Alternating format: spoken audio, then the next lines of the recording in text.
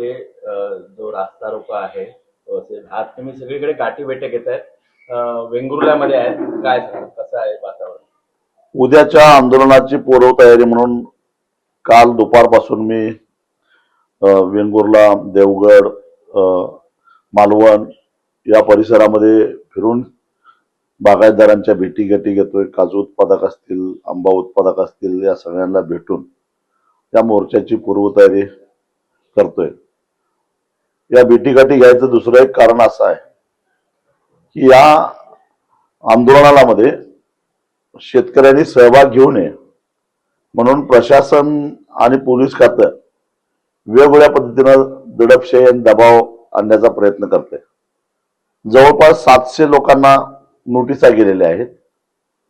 त्याचबरोबर आंब्याच्या कलमा व्यतिरिक्त काही शेतकऱ्यांचे वेगवेगळ्या जे व्यवसाय आहेत, मग कोणी खाणीचा व्यवसाय चिऱ्याचा करत असतील, कुणी अन्य काही करत असतील, महसूल खात्यामार्फत त्यांना नोटिसा देणे, त्यांना दंड करणे असे उद्योग चालू आहेत.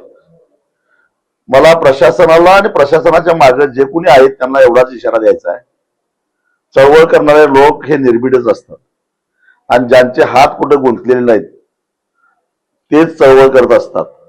तेव्हा विनाकारण चळवळ करणाऱ्यांना त्रास द्यायचा प्रयत्न केला तर तुमच्या आजूबाजूला काय लायकीची माणसं आहेत तेही जरा तपासून बघा आणि त्यांच्या मागे हात धुवून लागल्याशिवाय सोडणार नाही, एवढाच मला इशारा द्यायचा आहे.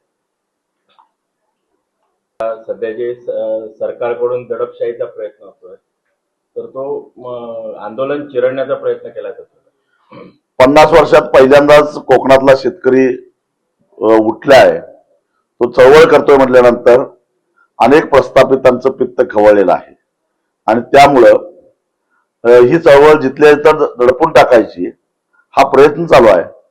पण रबरी चेंडू जेवढा तुम्ही दाबाल तेवढ्याच वेगात उसळून येतो.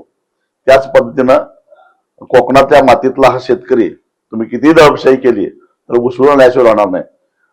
आणि जोपर्यंत केंद्र आणि राज्य सरकार मिळून आंबा आणि काजू उत्पादक शेतकऱ्याला मदतीची घोषणा करणार नाही तोपर्यंत सरकारला आणि सरकारचं समर्थन करणारे हे जे काही चमचे बिमचे आहेत त्यांना सळो की पळो केल्याशिवाय सोडणार नाही. भेटीनंतर म्हणजे ज्या पद्धतीचे व्हिडिओ सापडले त्याच्यानंतर मुख्यमंत्र्यांनी काल आपलं स्पष्टीकरण देताना असं म्हटलंय की नुसतं भेटलं म्हणजे आरोपामध्ये सिद्ध होत नाही, मात्र ज्यांनी पाणी दिलंय त्यांच्यावर देखील त्यांचे पुरावे देखील आपल्याकडे आहेत, मात्र त्यांच्यावर आम्ही काय करायचं? नुसतं भेटून कुठल्याही गोष्टीचे आरोप सिद्ध होत नाही. फोटो तर काय मुख्यमंत्र्यांचे सुद्धा खरा त्यांच्याबरोबर आहेतच, त्यामुळे ते तसं म्हणणारच. पण माझा प्रश्न मुख्यमंत्र्यांना एवढाच आहे की गृह खातं तुमच्याकडे आहे, काय घडतंय ते घरांकडा तुम्हाला माहिती असताना एवढे दिवस कारवाई त्या खरातावर का झाली नाही या प्रश्नाचं उत्तर महाराष्ट्राच्या मुख्यमंत्र्यांनी महाराष्ट्राच्या जनतेला दिलं पाहिजे. कारण शेकडो आमच्या भगिन्यांचं यौन शोषण झालेलं आहे आणि ते होत असताना गृह खातं काय करत होतं, गृह खात्यानं काय तत्परता दाखवली या प्रश्नाचं उत्तर मुख्यमंत्र्यांना टाळता येणार नाही. काय ते साखर कारखाने जसं काटा मारतात त्याचे पुरावे मुख्यमंत्र्यांच्याकडे आहेत पण ते योग्य वेळी बाहेर काढायचे म्हणून ठेवलेत, तसं खरातांचे पुरावे सगळे असताना योग्य वेळी बाहेर काढायचं म्हणून ठेवलेत का जपून?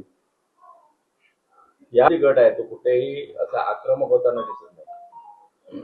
मला माहित नाही का, खरं तर हे काम आहे विरोधी पक्षाचं. हे जे जनतेच्या विरोधात मध्ये जो अन्याय होतो, जनतेला जेव्हा त्रास होतो त्यावेळी संविधानिक जबाबदारी विरोधी पक्षांची असते या सगळ्यावर आवाज उठवण्याची. पण तुम्ही म्हणताय ती गोष्ट खरी आहे, विरोधकांच्याकडून म्हणावा तेवढा आवाज उठवला जात नाही.